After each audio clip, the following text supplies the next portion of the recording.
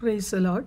ஆண்டவராகிய இயேசு கிறிஸ்துவின் நாமத்தில் இந்த ஓய்வு நாள் அதிகாலை பொழுதில் உங்கள் அனைவரையும் சந்திப்பதில் மகிழ்ச்சி அடைகிறேன். ஒவ்வொரு நாளும் யூடியூப், ஃபேஸ்புக், வாட்ஸ்அப், மெசஞ்சர் மூலமாக இணைக்கப்பட்டிருக்கிற உங்களையும் எங்களுடைய குடும்பத்தில் ஒரு நபராக, எங்களுடைய ஊழியத்திலே எங்கள் விசுவாச பிள்ளைகளோடு ஒரு நபராக ஒவ்வொரு நாளும் காலையிலும் மாலையிலும் பல நேரங்களில் உங்கள் ஒவ்வொருவருக்காக ஜெபித்து வருகிறேன். கர்த்தர் தாமே உங்களை ஆசீர்வதிப்பாராக. ஆண்டவராகிய இயேசு கிறிஸ்து நமது வாழ்வின் பொக்கிஷம். அவருக்குள் எல்லாம் அடங்கி இருக்கிறது. அவரை இருதயத்தில் இரட்சகராக, கடவுளாக, கர்த்தராக, இறைவனாக, தெய்வமாக ஏற்றுக்கொள்ளுவோம். கர்த்தர் நம்மை ஆசீர்வதிப்பார். ஒரு பாடலை நாம் பாடி தேவனுடைய வார்த்தையை தியானிக்கலாம். இன்றைய மன்னாவாக, ஒப்பற்ற என் செல்வமே ஓ எந்தன் இயேசுநாதா, ஒப்பற்ற என் செல்வமே ஓ எந்தன் இயேசுநாதா, உம்மை நான் அறிந்து உறவாட பாதம் ஓடி வந்தேன். நான் பாதம் ஓடி வந்தேன். உம்மை நான் ஆதாயமாக்கவும் உம்மோடு ஒன்றாகவும், எல்லாமே குப்பையன, எல்லாமே குப்பையன என்னாலும் கருதுகிறேன். நான் என்னாலும் கருதுகிறேன். ஒப்பற்ற என் செல்வமே ஓ எந்தன் இயேசுநாதா, என் விருப்பம் எல்லாமே இயேசுவே நீதானன்றோ, என் விருப்பம் எல்லாமே இயேசுவே நீதானன்றோ, உமது மகிமை ஒன்றே, உமது மகிமை ஒன்றே உள்ளத்தின் ஏக்கமையா, உள்ளத்தின் ஏக்கமையா. ஒப்பற்ற என் செல்வமே ஓ எந்தன் இயேசுநாதா, கடந்ததை மறந்தேன், கண்முன்னால் என் இயேசுதான், கடந்ததை மறந்தேன், கண்முன்னால் என் இயேசுதான், தொடர்ந்து ஓடுவேன், தொடர்ந்து ஓடுவேன். தொல்லைகள் என்ன செய்யும், தொல்லைகள் என்ன செய்யும், ஒப்பற்ற என் செல்வமே ஓ எந்தன் இயேசுநாதா, ஒப்பற்ற என் செல்வமே ஓ எந்தன் இயேசுநாதா. ஹல்லேலூயா. கர்த்தாவே, இந்த அதிகாலை பொழுதுக்காக நன்றி தகப்பனே. இன்று உம்மை ஆண்டவரே தொழுது கொண்டு உம்மை ஆராதித்து உம் சமூகத்திலே எங்களை முழுவதுமாக ஒப்பு கொடுத்து, எங்கள் குடும்பத்தினர், எங்களுடைய ஆண்டவரே தகப்பனே, நாங்கள் இருக்கிற ஆண்டவரே இந்த காம்பவுண்டின் பகுதிகள் ஃப்ளாட்ஸாக இருக்கலாம், அப்பார்ட்மெண்ட்ஸாக இருக்கலாம், தனி வீடுகளாக இருக்கலாம், எங்கள் தேசம், உலக நாடுகளின் எந்த பகுதியிலேயோ இருக்கலாம், எல்லாவற்றையும் நாங்கள் ஒப்பு கொடுத்து விட்டு உம்முடைய பாதத்திலே உம்முடைய இரத்தத்தால் ஆண்டவரை கழுவப்பட்டவர்களாய் தூய இருதயத்தோடு தேவனுடைய ஆலயங்களுக்கு செல்ல கிருபை தர வேண்டும் என்று உம்மை நோக்கி பார்க்கிறோம் ஆண்டவரே. ஒவ்வொரு சபையும் உடைய ரத்தம் சிந்தி சம்பாதித்த சபைகள், எல்லா சர்ச்சஸும் உடைய ரத்தம் சிந்தி சம்பாதித்த சபைகள். சபைகளை பாதுகாத்து வேலையடைத்து ஊழியர்களை அக்னி ஜுவாலைகளாக பயன்படுத்த ஆத்தும பாரத்தோடு தாகத்தோடு செயல்பட கிருபை தாருங்க ஆண்டவரே. இன்று நாங்கள் போகிற சபைகளிலே எங்களுக்குரிய மன்னாவை கொடுங்க, எங்களோடு தங்கியிருங்க, வழி நடத்துங்க, ஆசீர்வதிங்க, பேசுங்க. இயேசு கிறிஸ்துவின் நாமத்தில் ஜெபிக்கிறோம் எங்கள் ஜீவனுள்ள நல்ல பிதாவே, ஆமேன் ஆமேன். இந்த நாட்களிலே நாம் ஒரு சத்தியத்தை அறிந்து கொள்ள வேண்டும். என்னுடைய மகனுடைய திருமணத்துக்காக ஒரு 2 வாரம், கிட்டத்தட்ட ஒரு 16-17 நாள் நான் வெளியே இருந்து கொண்டு ஊழியத்தை நடத்தும்போது இருப்பதை விட நேருக்கு நேராக ஜனங்களை பார்த்து அவர்களுடைய பிரசன்னத்தில், தேவனுடைய பிரசன்னத்தில் விசுவாச பிள்ளைகளோடு இணைந்து ஊழியம் செய்வது மிகவும் மகிமையானது என்பதை நான் ஒவ்வொரு முறையும் உணர்கிறேன். இப்படி ஒரு சில நாட்கள் என்னுடைய பிள்ளைகளுக்காக அவர்களோடு ஒரு சில நாட்கள் நான் செலவழிப்பதுண்டு. ஒரு வருஷத்துலேயும் என்னுடைய பிள்ளைகளோடு இணைந்து நான் வாழ முடியாத ஒரு சூழ்நிலை கர்த்தர் கனமுள்ள ஊழியத்தை கொடுத்திருக்கிறதுனால அதுதான் என்னுடைய வாழ்க்கையினுடைய சந்தோஷமாக தேவன் எனக்காக வைத்திருக்கிறார். அது நிமித்தம் என்னதான் ஆன்லைனில் கூகுள் மீட்டில் ப்ரேயர் நடத்தினாலும், வார்த்தைகளை பகிர்ந்து கொண்டாலும், ஜெபித்தாலும், நேருக்கு நேர் முகமுகமாக ஆண்டவர் சந்நிதியில் ஒருவரை ஒருவர் பார்க்கிறது மிக சந்தோஷமான ஒன்றாக, விடுதலை அதிகமாக கடந்து செல்லக்கூடிய ஒன்றாக இருக்கிறது.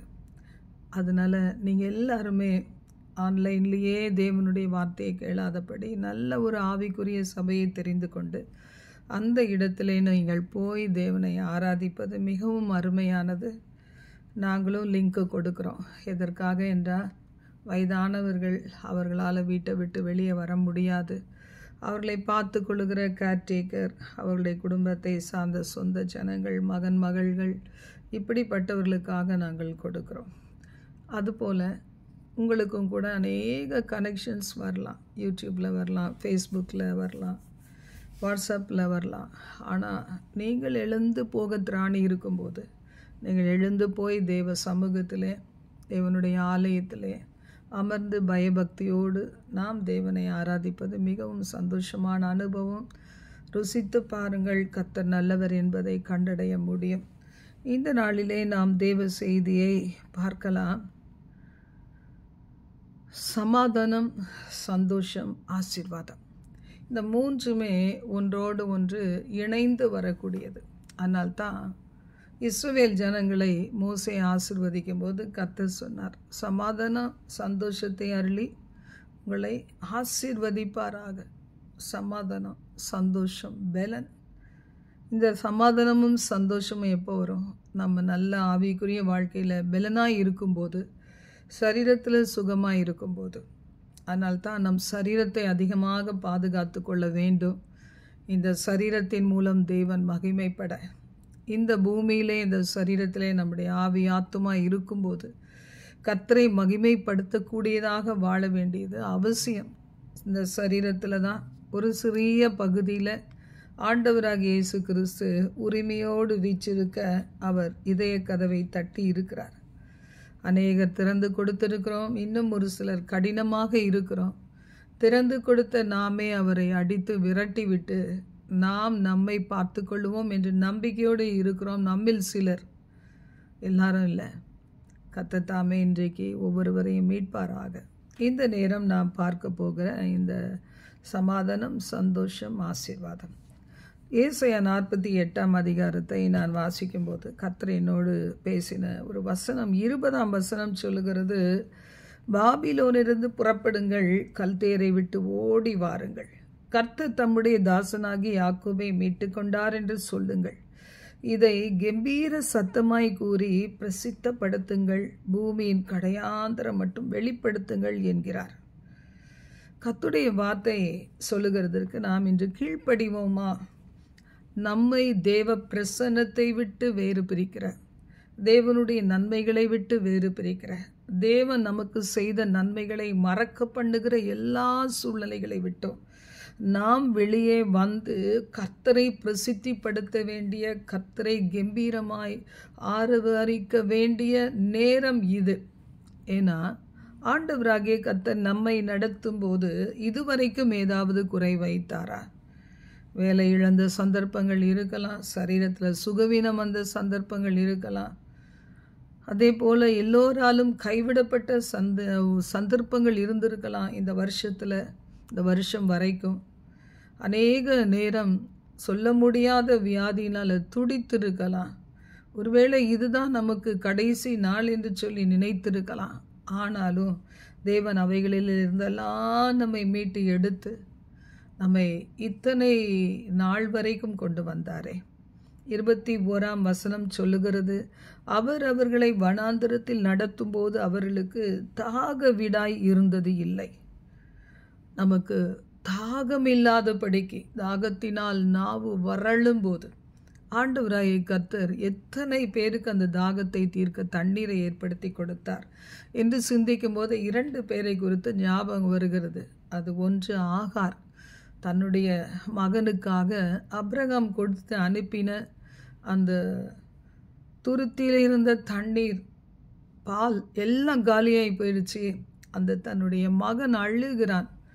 ஏதாவது அந்த மகனுக்கு கொடுக்க வேண்டும் என்கிற ஒரு நிர்பந்தம். சில நேரத்தில் தாயும் தகப்பனும் தங்கள் தாகத்தையும் தங்கள் பசியையும் அடக்கி கொள்ளுவதனால்தான், தங்கள் உணர்வுகளை சிலுவையில் அறைந்து வாழ்வதனால தான் அவர்களுடைய சந்ததி இன்று வாழ்ந்து கொண்டு இருக்கிறது. நம்ம அநேகருக்கு தெரியும். ஆனாலும் தாய் மறந்தாலும் மறவாதவர், தகப்பன் கைவிட்டாலும் கைவிடாதவர். தாயும் தகப்பனும் ஒரு நாளிலே இந்த உலகத்தை விட்டு பிரிந்து தேவனுடைய ராஜ்யத்திற்கு செல்ல வேண்டியவர்கள். அவர்கள் மறந்து போனாலும் நான் உன்னை மறப்பது இல்லை என்று சொல்லி கர்த்தருடைய வார்த்தை சொல்லுகிறது. இந்த நாளில் நம்ம எல்லோருக்கும் இந்த அனுபவங்கள் இருக்கலாம். சில குறிப்பிட்ட நல்ல நாட்களிலே நாம் நினைத்து பார்ப்போம், நம்மை விட்டு தேவன் எடுத்து கொண்டவர்கள், அவர்களை நினைத்து பார்ப்போம். நாம் அதை கொண்டாடுவது இல்லை. தேவனை அறியாதவர்கள் அந்த நேரத்தில் அந்த படத்தை மாட்டி அதுக்கு ஒரு கலரையிலையும் கொண்டு பூக்களை எல்லாம் சிதற விட்டு அந்த நினைவோடு கூட அந்த படத்திற்கு முன்பாக நின்று ஆசீர்வாதங்களை வாங்கி கொண்டு பல காரியங்களை செய்வது உண்டு. ஆனால் தேவனை அறிந்தவர்கள் அவர்களது குடும்பத்திலே ஒருவேளை கர்த்தருக்குள் தாகம் தீர்க்கப்படாதவர்களாக இருப்பார்களானா, ஆண்டவராகிய இயேசு கிறிஸ்துவை வாழ்க்கையின் அந்த வெற்றிடத்தை நிரப்புவதற்கு இடம் கொடுக்காமல் இருப்பவர்களாக இருப்பார்களானா, அவர்கள் அந்த நாட்களில் தங்களை விட்டு பிரிந்த தாயையோ தகப்பனையோ இல்லை வேறு யாரையோ அவர்கள் நினைத்து பார்த்து சற்று வேதனைப்படுகிற சம்பவத்தை நாம் அறிந்திருக்கிறோம். ஆண்டவராகிய கர்த்தருடைய நோக்கம் என்ன? வனாந்திரமானாலும் அங்கே தாக விடாயினால் என்னுடைய பிள்ளைகள் கஷ்டப்படக்கூடாது, பசியினால் கஷ்டப்படக்கூடாது, இயற்கைக்கு மேற்பட்ட விதத்தில் அவருடைய தாகங்களை தீர்க்க வேண்டும் என்று சொல்லி ஆண்டவர் விரும்புகிறார். மனிதனுடைய ஸ்பாவம் இருக்கிறவர்களை விட போய்விட்டவர்கள், இந்த உலகத்தை விட்டு கடந்து போனவர்கள் மீது சில நல்ல ஒரு ஒப்பீனியன், நல்ல ஒரு எண்ணங்கள் இருக்கும். இவர்களை விட அவர்கள் உயிரோடு இருந்தால் நன்றாக இருக்குமே, நாங்கள் எல்லாரும் சந்தோஷப்பட்டு களி கூற முடியுமே என்று நினைப்பது வழக்கமான ஒரு காரியம்தான். ஆனால் தான் வசனம் சொல்லுகிறது, இல்லாமல் போகும் பொருள் மீது உன் கண்களை பறக்க விடுவானேன்.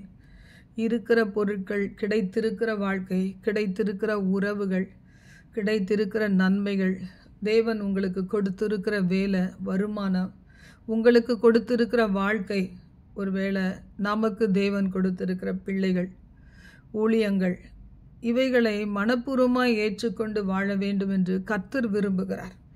தாக விடாயில வாடின, அதனால் பாவத்தை தண்ணீரை போல் அள்ளி பருகின அந்த சமாரிய ஸ்திரீக்கு ஆண்டவர் சொன்னார், நான் கொடுக்கும் தண்ணீரை நீ குடித்தால் உனக்கு தாகம் உண்டாவது இல்லை என்று சொல்லி, இன்றைக்கு தாகம் தீர்க்கப்படாத அநேகம் பிள்ளைகளுக்கு கர்த்தர் சொல்லுகிறார், நீங்கள் வாருங்கள், இன்றைக்கு ஆலயத்துக்கு வாருங்கள், மகிழ்ச்சியோடு வந்து உங்களுடைய வாழ்க்கையின் வெற்றிடத்தை நிரப்பிக்கொள்ளுங்கள், உங்கள் உள்ளத்தை நிரப்பிக்கொள்ளுங்கள், சிந்தனையை நிரப்பிக்கொள்ளுங்கள், உங்கள் பாத்திரத்தை ஜீவ தண்ணீராகிய நதியினால் நிரப்பிக்கொள்ளுங்கள். சங்கீதம் 133 போல ஒருமித்து வந்து அநேக நன்மைகளோடு ஆசீர்வாதங்களோடு கடந்து செல்லுங்கள் என்று சொல்லி உங்களை அழைக்கிறார்.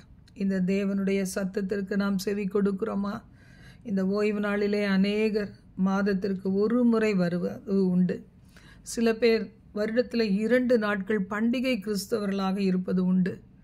என்னுடைய தகப்பன் பண்டிகை கிறிஸ்தவராக தான் இருந்தார். அந்த நாட்களிலே அவங்களுடைய அண்ணனுடைய வீட்டிற்கு எங்களை விருந்துக்கு கூட்டி செல்லுவாங்க. அவங்க தேவன் அற்றவர்கள், பலவிதமான உபாய தந்திரங்களை தங்களுக்கு தேடிக்கொண்டவர்கள். அவர்களிடத்தில் தெய்வ பக்தி என்பது கிடையாது. அதிகமாக குடும்பங்களை பிரிக்கும் பிள்ளைகள்.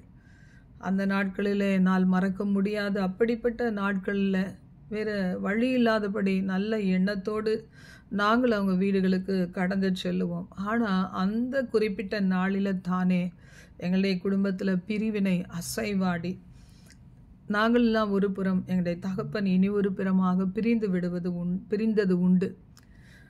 எதற்கு சொல்லுகிறேன் என்று சொன்னால், கர்த்தரால் தாகம் தீர்க்கப்படாத ஒரு மனுஷன் பாவத்திலேருந்து வெளியே வரவே முடியாது.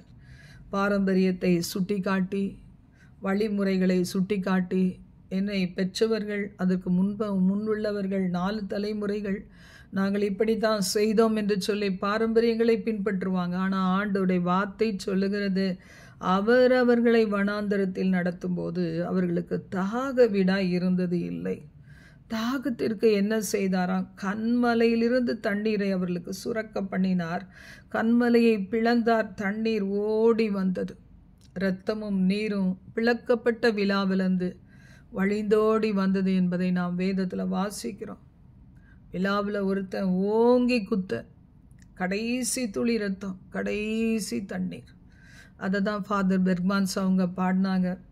அந்த விலாவிலிருந்து வழிந்தோடுகிற இரத்தம், தண்ணீர்.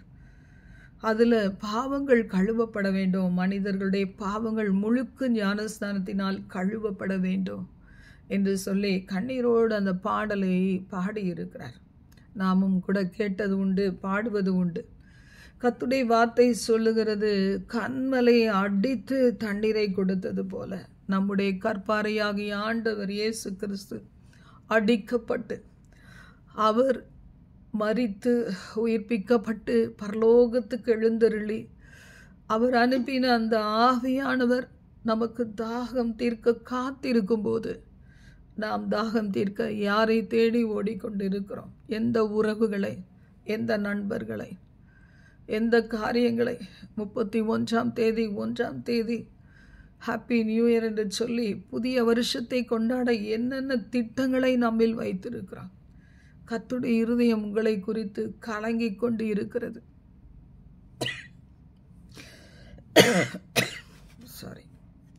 கர்த்தருடைய வார்த்தை சொல்லுகிறது, நீங்கள் கர்த்தரே தேவன் என்று சொல்லுங்கள். அவர் எங்களை விடுவித்தார். கடன் சுமைகளிலிருந்து, வட்டி பிரச்சனைகளிலிருந்து, மரண இருளின் பள்ளத்தாக்குகளிலிருந்து என்னை விடுவித்தார், என் குடும்பத்தை விடுவித்தார் என்று சொல்லி கர்த்தரை பிரஸ்தாபப்படுத்துங்கள். கர்த்தருடைய வசனம் சொல்லுகிறது, 17ஆம் வசனம், இஸ்ரவேலின் பரிசுத்தராயிருக்கிற உன் மீட்பரான கர்த்தர் சொல்லுகிறதாவது,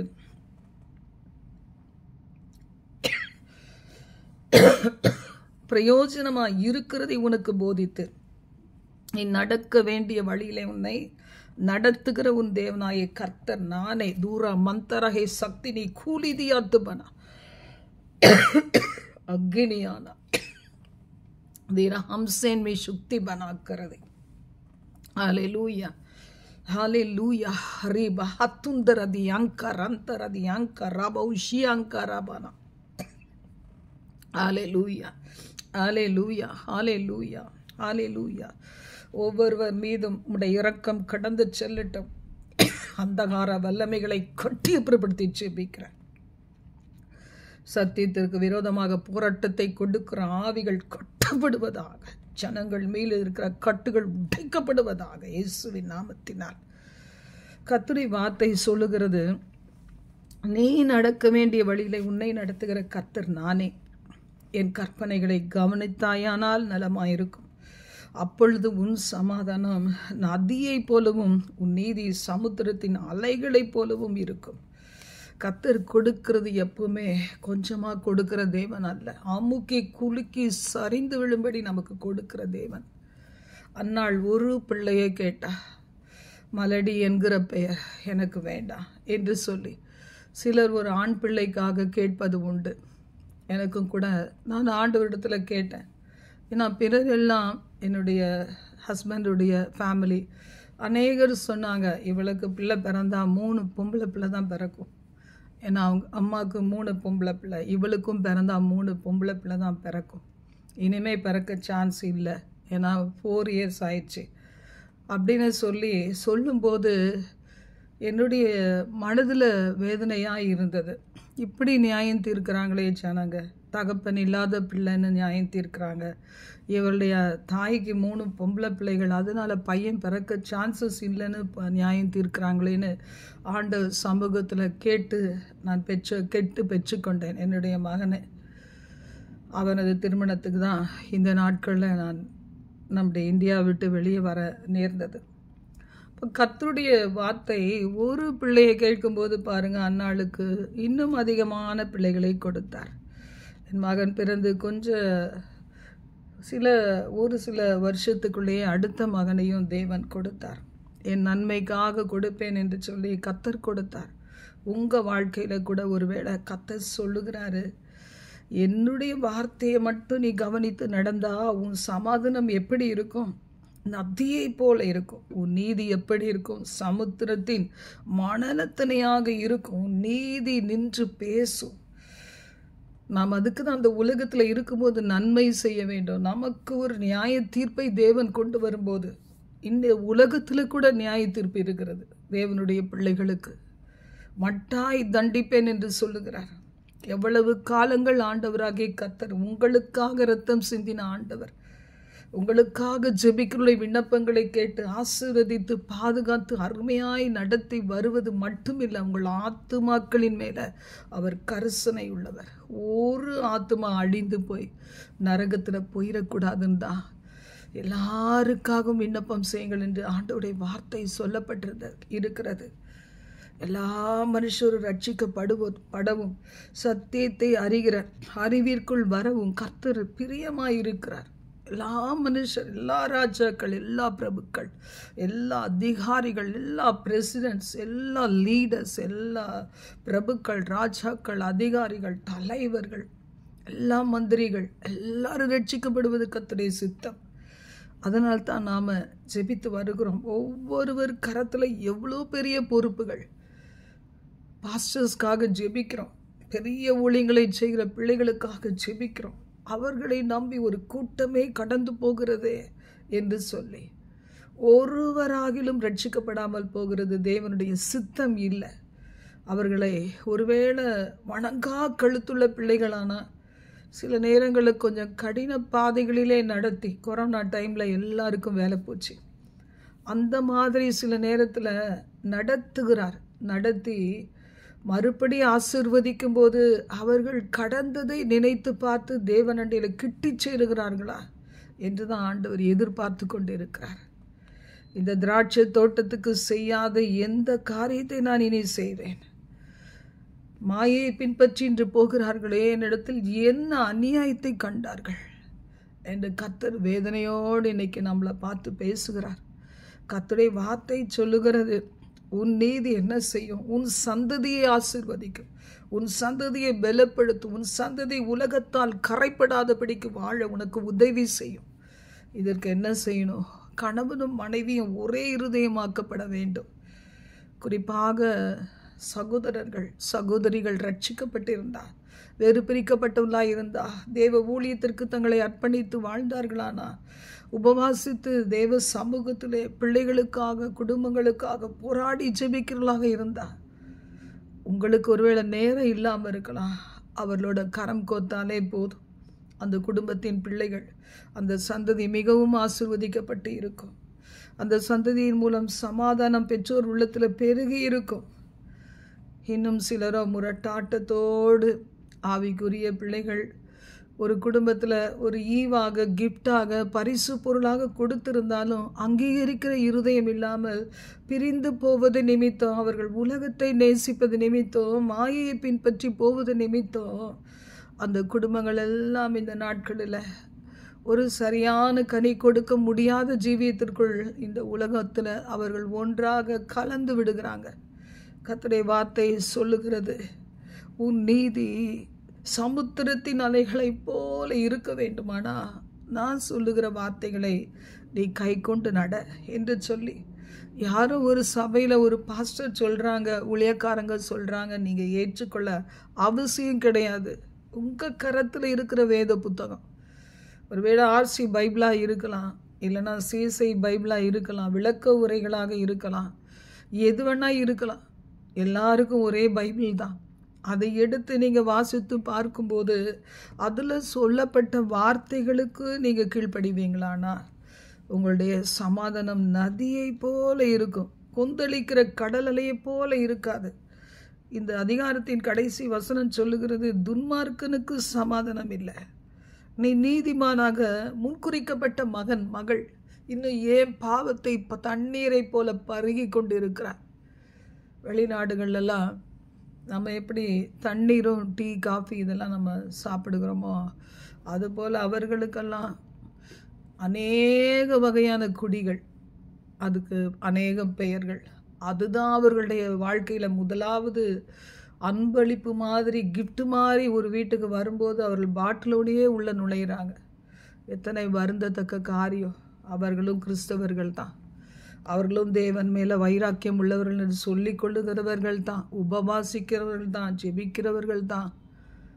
நாம் அதையெல்லாம் விட்டு நாம் விலகி வரும்போது என்ன நடக்கும்? 19ஆம் வசனம் சொல்லுகிறது, உன் சந்ததி மணலத்தனையாக இருக்கும், உன் கர்ப்ப பிறப்பு அதன் அணுக்களத்தனையாக இருக்கும்.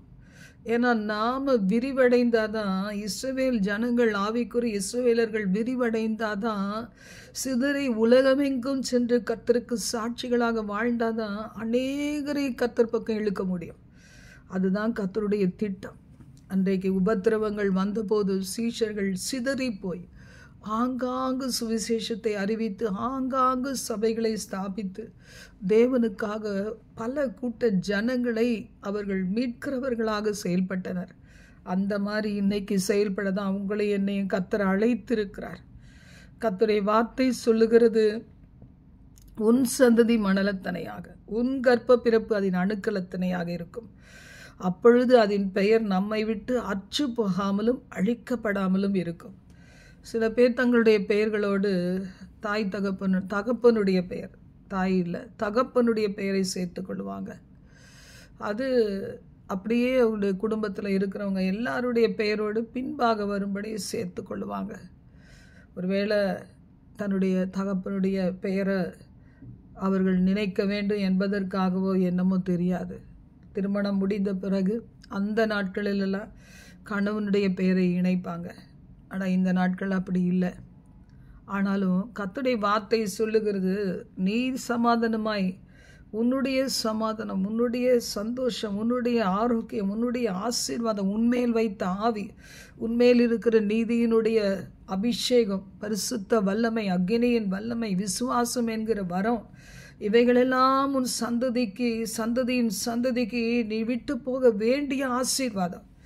எதை இன்றைக்கு விட்டு போகிறாய் என்று ஆண்டவருடைய வார்த்தை நம்மிடத்திலே கேட்கிறது. நான் துன்மார்க்கனாய் இருந்தால் எனக்கு சமாதானம் இல்லை.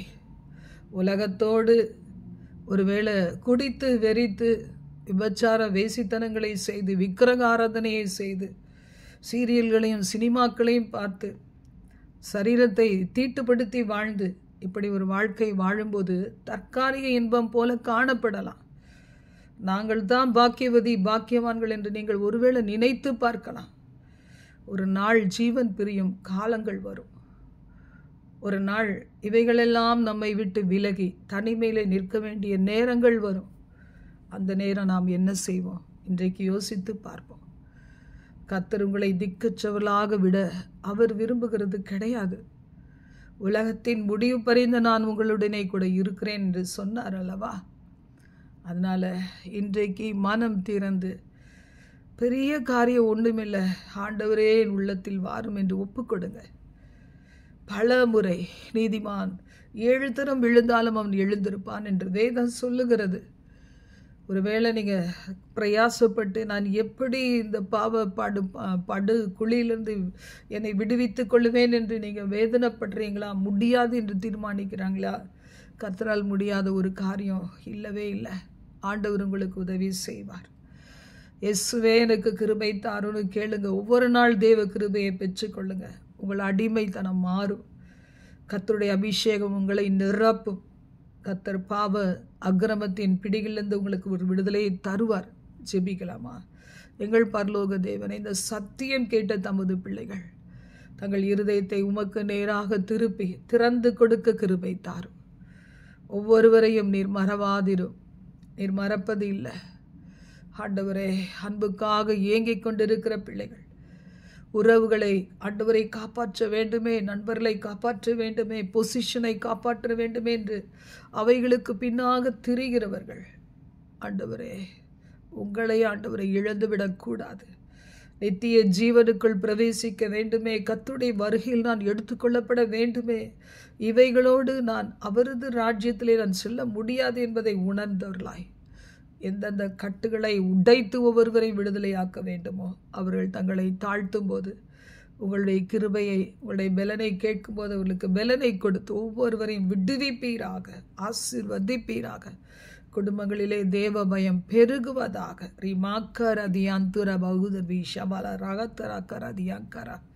பரிசுத்த ஆவியானவரே, உம்மை அதிகமாய் நேசிக்கிறேன். கரத்தில் ஜனங்களை கொடுத்து ஜெபிக்கிறேன்.